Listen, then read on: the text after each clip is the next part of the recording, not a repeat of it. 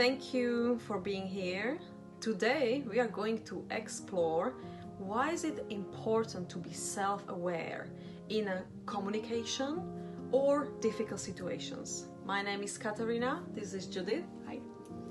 I am a member of GIFEW Global Institution for Evolving Women and co-creator of a conscious business platform within the GIFEW.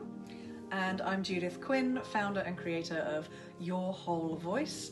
And I am passionate about creating people who can speak with confidence, courage, and conviction, no matter the situation. And that's really important. It impacts your personal and professional life. So let's get going. Let's get going straight away to the question, why shall we be self-aware when we communicate in our workplace with our colleagues or when we are in a challenging situations? Why is it important? Okay, so this is probably the toughest thing of all, to have self-awareness. So a lot of us are on different levels of self-awareness, and it depends on the situation. So there are some days when I'm pretty self-aware, and there are other days when I'm still in reaction mode. So I think the first important thing to say is remember that everyone's human, and particularly when you've got a challenging situation coming up. So challenging conversations they could be anything from, there's an example when I was doing some training for a car company. One of my co-trainers, he said, he used to have a woman that worked for them, and she would leave at 5 o'clock on the dot every day.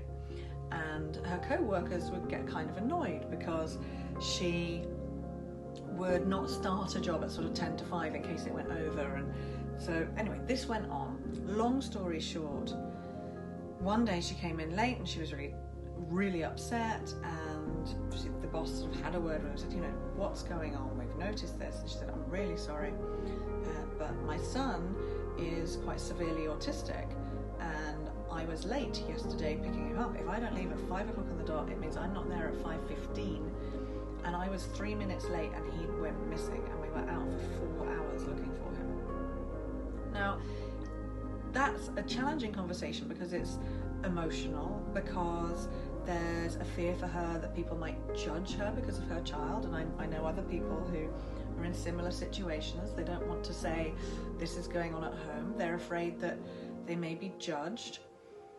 But the challenge was people didn't understand where she was coming from. They didn't understand why she left at 5 o'clock on the dot every day.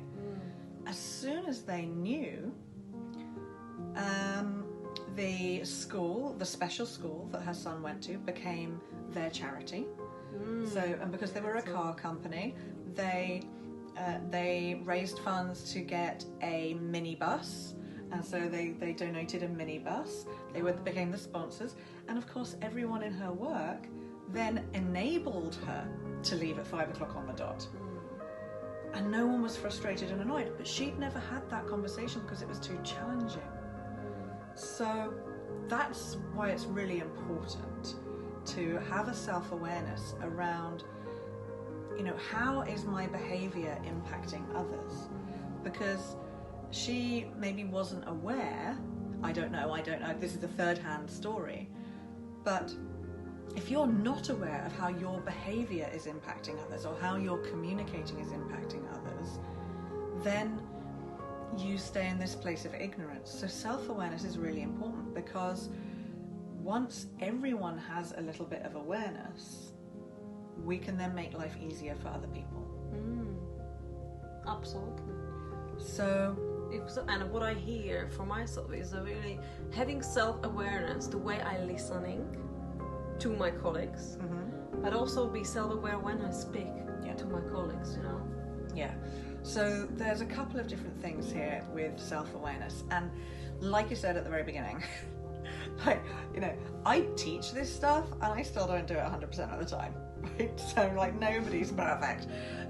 Self-awareness is about knowing what will impact you, knowing what mood or emotion or state of mind you're in.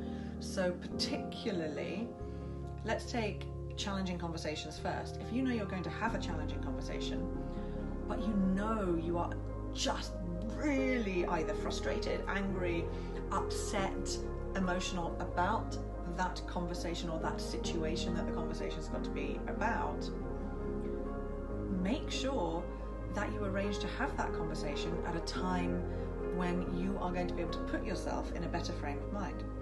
Make time before you have that conversation. There's a client of mine who worked in the NHS, management level in the NHS, had to have a lot of challenging conversations, and his structure, we created a structure for him that if the meeting was at 2 o'clock, he would book time out from 10 to 2, to book that time in his diary as mental, emotional preparation.